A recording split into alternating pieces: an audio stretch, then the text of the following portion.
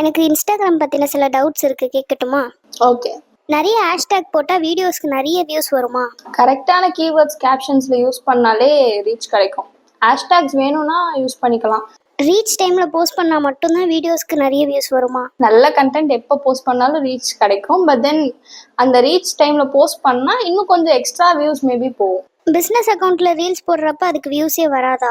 அப்படி இல்லை, business account creator account ரெண்டுத்துக்குமே ரீச் வந்து ஒரே அளவுக்கு தான் இருக்கும். பட் தென் கிரியேட்டர்ஸ் அக்கௌண்ட்ல வந்து உனக்கு ஃபீச்சர்ஸ் அதிகமாக இருக்கும். நம்மளோட ப்ரொஃபைலோட கிரிட் ஏஸ்தட்டிக்கா இருந்தால் தான் ஃபாலோவர்ஸ் வருவாங்களா?